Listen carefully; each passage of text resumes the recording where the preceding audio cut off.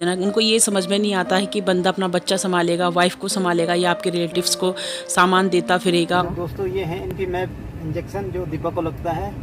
Civil में इसकी cost है 1 लाख से ऊपर है इसको। 5 साल तक लाइफ है, चलो ये तो कंफर्म हुआ।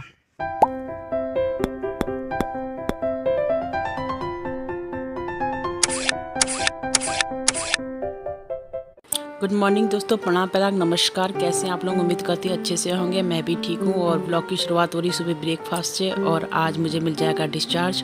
रावत जी आए मुझे ब्रेकफास्ट कराने, देन थोड़ी देर बाद 2-4 घंटे बाद मैं डिस्चार्ज हो जाऊँगी। उनको डिस्चार्ज नहीं मिला, पता नहीं रावत जी कहाँ हैं, कब से फ़ोन कर रही हूँ, आ ही नहीं रहे मिले अभी तक।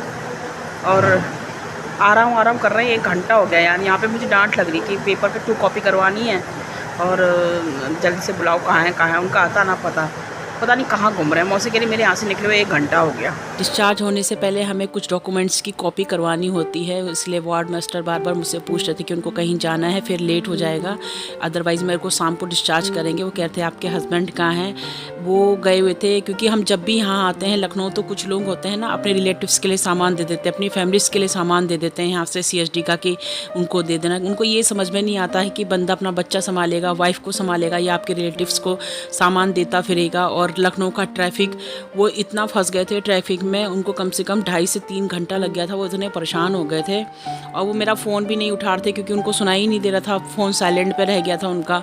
तो मैं परेशान हो गई थी क्योंकि वो मौसी के घर से भी निकले हुए उनको 1-1.5 घंटा हो गया था, मेरे पास भी नहीं पहुँचे थे। फिर बाद में उन्होंने बताया कि किसी ने कुछ सामान दिया था, वही सामान देने के लिए वो लेट हो गए। तो मेरे को डिस्चार्ज मिल गया है और अब मैं निकल रही हूँ। पहले मेडिसिन लूँगी, ये देखिए पर्चा है मेरे पास, और उसके बाद वो इंजेक्शन डिस्पेंसरी में जमा करने पड़ते हैं उसका जार, ताकि मतलब ये ना हो कि डॉक्टर ने सिविल में तो नहीं सेल कर दिए। ये होता है ना, क्योंकि महंगे इंजेक्शन है तो उसका वो भी डिस्पेंसरी में वापस सबमिट करना पड़ता है। बस वही करने जा रहे हैं। उसके बाद हम देखते हैं, घर को निकलते हैं। गेस्ट क्वार्टर को मानू तो मौसी की यहाँ पे है, लेकिन गेस्ट क्वार्टर आज खाली करना, हमें आज तक के लिए ही मिला था, तो वहाँ से सामान लेके मौसी के यहाँ निकलना है। बस हो गई फुर्सत। तो ये ले जा रहे हैं तीनों। तो दोस्तों ये है इनकी मैप इंजेक्शन जो दीपक को लगता है। सिविल में इसकी कॉस्ट है 1 लाख से ऊपर है। इसको जमा करना पड़ता है प्रूफ के साथ में, कहीं बाहर तो नहीं भेज दिया इन्होंने, तो इसको मैं जमा करने जा रहा हूँ अभी डिस्पेंसरी में पहले जमा करके आता हूँ। दवाई का पर्चा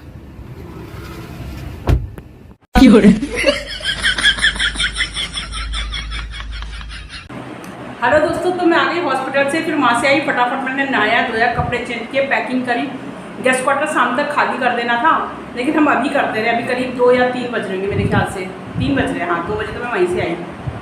तो क्या कहते हैं, मानू और लकी मौसी के यहाँ वो लोग वेट कर रहे होंगे, इसलिए हम वहाँ जा रहे हैं। वैसे हमारा विचार था कि हम संडे तक यहाँ रुकेंगे, पर गेस्ट क्वार्टर खाली करना पड़ा तो फिर हम जाना ही पड़ेगा, वरना अदरवाइज़ हम थोड़े दिन 2-4 दिन घूम कर जाते हैं। मौसी के यहाँ ज़्यादा नहीं रह सकते, परेशान क्या करना किसी को, समझ गए यार क्या बार बार ये बातें बोलूँ मैं। तो इसलिए अब देखते, कोशिश करते हैं कल निकलने की। कल ही निकल जाएंगे। कुछ मेरे एक तो प्रोग्राम थे यहाँ के, वो देखती हूँ कैसे हो जाएंगे, तो हम कल सुबह निकल जाएंगे अपने घर की तरफ को। तो पैकिंग वैकिंग तो सब कर ही ली है, दिखाई। और रावत जी ले जा रहे हैं सामान, और देन उसके बाद हम सीधे मौसी के यहाँ मिलेंगे आपसे। मेरे को हो रही है अपने लक्की से मिलने की खुशी। मेरा फुंतरू वेट कर रहा होगा मेरा। और अच्छी बारिश हो रही, छिच छिप खिच पिच पिच। और डॉक्टर से बात हुई तो डॉक्टर ने बोला कि मेरे को अभी कम से कम 5 साल इंजेक्शन और लेने पड़ेंगे। तो मतलब 5 साल तक लाइफ है, चलो ये तो कंफर्म हुआ। तो मैंने कहा, मैं तो परेशान हो गई। तो बोले लोग इससे भी लंबे लंबे चलते हैं इंजेक्शन, एटलीस्ट इतना ही परेशान हो गए तो 1 साल और ले लो।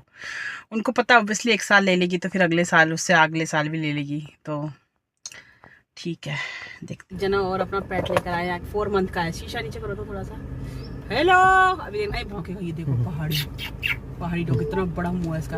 हेलो, वो नाराज ही रहता है 24 घंटा। Hello,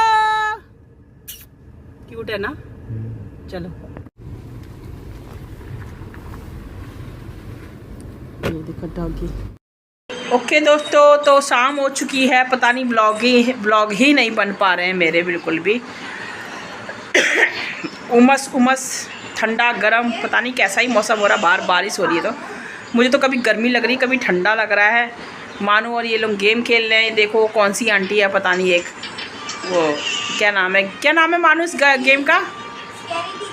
scary teacher. हाँ, तो वही वाला खेल रहे हैं दोनों, मान के पापा और मौसा जी बाहर बैठे हैं। मौसी रोटी बना रही है, पापा का फ़ोन का है मानू। तो मौसी ने क्या बनाया आज रात के खाने में, वो थोड़ी देर में दिखाऊंगी। कार्तिक है नहीं, क्योंकि कार्तिक अब हॉस्टल रहता है, तो इसलिए आपको मेरे ब्लॉग में इस बार कार्तिक नहीं मिलेगा। फ्राइज लेकर आई है यहाँ के। सही हो रहा है। खाओ फिर। पार्क में भी ले जा सकते, नीचे भी नहीं ले जा सकते, ज़्यादा कीचड़ से सन के आया था। अभी शुशु वुशु करके आया, तो अभी हाथ पैर धो रखे हैं इसके। शुशु शुशु शुशु शुशु करके। मौसी कह रही बड़ा परेशान हुआ, हम इतने दिन हॉस्पिटल में रहे ना, तो बड़ा बेचारा दरवाजे में बैठा रहता था।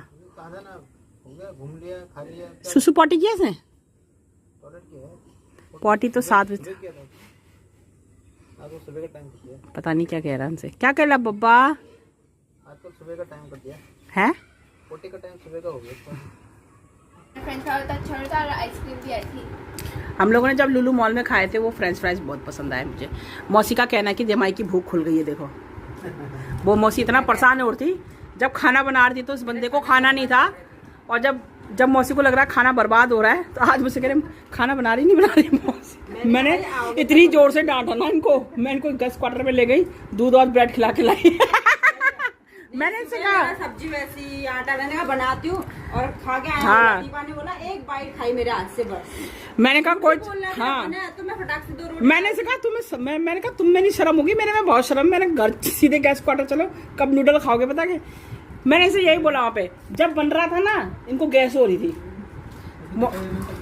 नहीं क्या? अच्छा, तो मौसी कह रही थी कि पले भात बना देती हूँ, मैंने मना कर दिया। झटपट से बना देती फिर, क्योंकि मैंने कहा फिर आटा मेरा बचा था, वही आटे का फिर इसके पापा के लिए बनाया, किट्टू के लिए बनाया, हमने रोटी खाई। इसमें थोड़ा